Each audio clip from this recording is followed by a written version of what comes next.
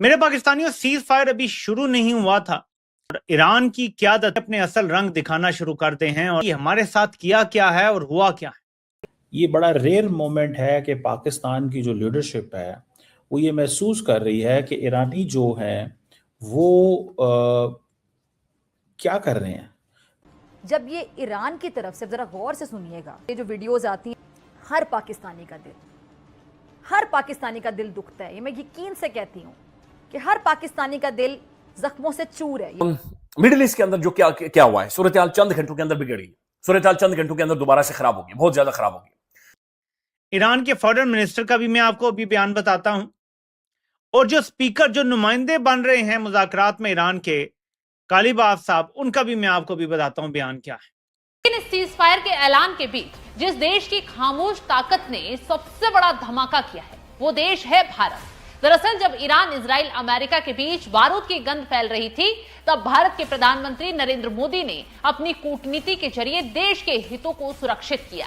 आज दुनिया देख रही है कि ट्रंप का सीज फायर अपनी जगह है, लेकिन समंदर के असली सुल्तान का जलवा अपनी जगह। भारत ने इस युद्ध और शांति के बीच के नाजुक समय का ऐसा फायदा उठाया कि पाकिस्तान की पूरी विदेश नीति आईसीयू में चली गई। खबर अब सिर्फ सीज फायर की नहीं है, बल्कि खबर उस ग्रैंड नेगोशिएशन की है जिसके तहत भारत ने समंदर के बीचों बीच पाकिस्तान का घमंड चकनाचूर कर दिया है। जब उनको इस चीज का पता है, दे हैव एन आइडिया कि पाकिस्तान जो है वो उनकी हेल्प कर रहा है, जब उनको इस चीज का पता है कि पाकिस्तान उनकी हेल्प कर रहा है, उस वक्त ये सारा कुछ करना क्या ये जरूरी था?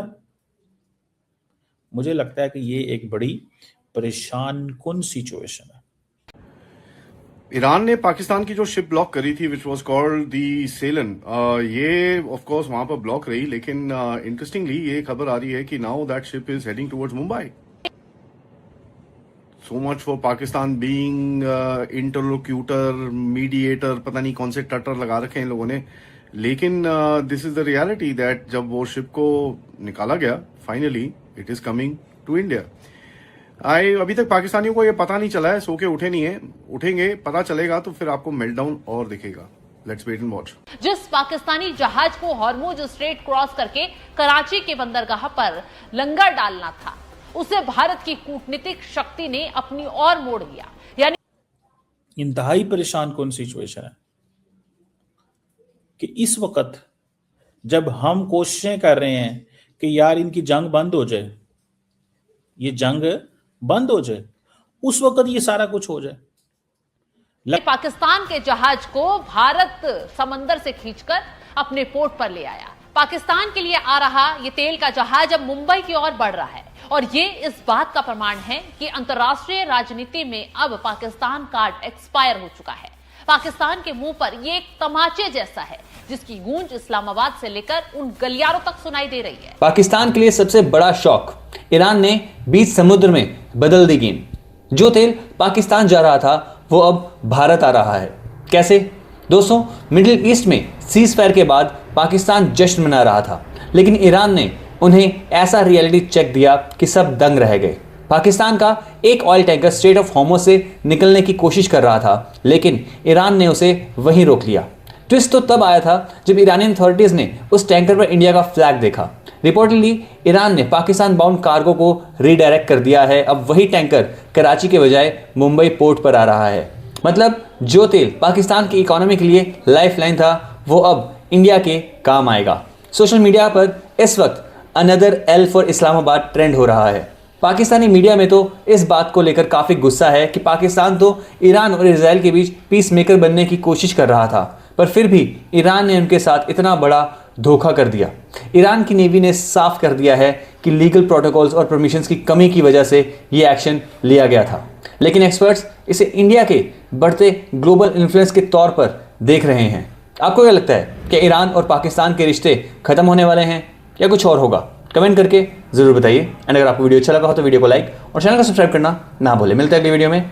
जय हिंद। में मौजूद है अभी पाकिस्तान में बहुत से लोग ये कह रहे हैं कि जी ट्रंप ने शहबाज शरीफ को यूज कर लिया, या ट्रंप ने पाकिस्तान को यूज कर लिया। ट्रंप वैसे ही हार रहा था या जंग से दूर जाना चाह रहा था, सीज फायर चाह रहा था, तो इसने शहबाज शरीफ को कॉल करके बोला कि यार ये आप स्टेटमेंट दे दो ताकि मैं दुनिया को कहूं कि जी वो तो पाकिस्तान ने कहा, तुर्की ने कहा, तो इसलिए हमने सीज फायर कर दी। देखिए फेस सेविंग तो उसको चाहिए ही चाहिए थी, क्योंकि अच्छा। ईरान बड़ा डोमिनेटली प्ले कर रहा था, लेकिन इसमें फिर वही बात है, लोग जो मर्जी कहें। फेस अब सेविंग वही- कहीं ना कहीं मैटर तो करे। बिल्कुल बिल्कुल। कि अमेरिका ने फेस सेविंग के लिए पाकिस्तान को यूज किया। तरह वो दुनिया के कॉन्फ्लिक्ट सॉल्व कर रहे हैं अपने भी कर अपने लें। मुल्क में जो कॉन्फ्लिक्ट है उसको भी सॉल्व करें। क्या क्या जो कॉन्फ्लिक्ट है? बहुत आप मेरे से बेहतर जानते नहीं, हैं। आप बताएं ना फिर। लगता है ईरान के अंदर कुछ स्पॉयलर्स हैं जो माहौल को खराब करना चाहते हैं।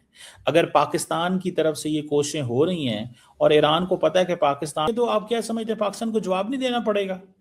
100% पाकिस्तान को जवाब देना पड़ेगा। तो क्यों पाकिस्तान को मजबूर कर रहे हैं जब पाकिस्तान आपकी मदद कर रहा है? जब पाकिस्तान आपकी मदद कर रहा है और आपको इस चीज का पता है कि पाकिस्तान वो मुल्क है जो इस वक्त ट्रंप जो है उसकी स्पीड डायल पे है, ट्रंप की स्पीड डायल पे है पाकिस्तान, और ट्रंप को इस चीज को वो उसको बड़े अच्छे से पता है, और वो पाकिस्तान के वजीर आजम की और फील्ड मार्शल की बड़ी तारीफें भी करता है। और ये अगर वो समझते हैं कि वो करेंगे हमले तो हालात खराब नहीं होंगे, मैं समझता हूँ हालात बहुत ज्यादा खराब होंगे, हालात बहुत ज्यादा खराब होंगे। हम ये अफोर्ड नहीं कर सकते। जैसा कि सीज फायर टूटती हुई नजर आ रही है, इसराइल ने 10 मिनट में 100 हमले कर डाले और अब तो कहा जा रहा है कि सैकड़ों की तादाद में लोगों को शहीद कर दिया। दूसरी तरफ अमेरिका कह रहा है कि ये जो मुआहदा है इसको हमने रद्दी की टोकरी में फेंक दिया, कोई और नहीं, व्हाइट हाउस से कहा जा रहा है।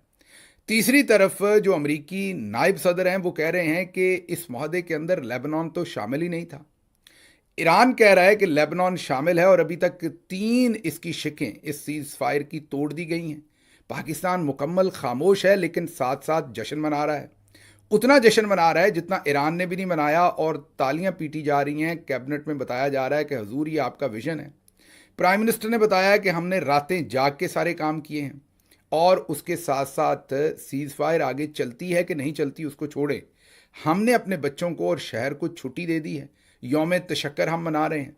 दूसरी तरफ ट्रेन की बोगियां उतरी रहीं, लोग वहां पर जख्मी या शायद जाँ बहक हो गए, कोई उनको पाकिस्तान के अंदर जो है वो इमदाद नहीं पहुंची। तीसरी तरफ हमें यह बताया गया चौधरी निज़ामुद्दीन की तरफ से कि दुनिया के जिस एयरपोर्ट पर भी पाकिस्तानी उतरे उन्हें सैल्यूट किए गए आगे से, और उनके पासपोर्ट देखकर उन्हें पीस मेकर कहा गया। चौथी तरफ हमें पता चला कि लिबिया के करीब बेयारो मददगार ऐसे पाकिस्तानी जिन्हें वीज़े नहीं मिलते, उनकी कश्ती डूबी और सैकड़ों पाकिस्तानी उसके अंदर डूब कर जाँ बहक हो गए। हमने ईरानियों को, अपने दोस्तों को, उनकी बड़ी सपोर्ट की है। आप इमेजिन कर सकते हैं पाकिस्तान ने जितनी सपोर्ट की है ईरान की, किस मुस्लिम दुनिया में मुल्क ने सपोर्ट की है मुझे बताएं? किसी ने नहीं की। कोई कह दे हाँ हमने बड़ी की है, तो मैं भी बैठा हूं यहाँ पे, मैं बताता हूं आपको, बताएं किसने कहा है आपको, किसने सपोर्ट की है ईरान की स्वाय पाकिस्तान के? किसी ने सपोर्ट नहीं की। तो ये मुझे लगता है कि there some people within Iran जहां पे जो IRGC का जो रोल है वो बढ़ चुका हुआ, और ईरान की जो सिविलियन गवर्नमेंट है उसका रोल बहुत हद तक कम हो चुका हुआ है। ईरान की सिविलियन जो गवर्नमेंट है वो बड़ी कमजोर नजर आ रही है। प्रेसिडेंट को भी नहीं पता क्या हो रहा है, फॉरेन ऑफिस को भी नहीं पता, फॉरेन ऑफिस डायलॉग वो करा रहा है, ठीक है, और आप क्या कर रहे हैं?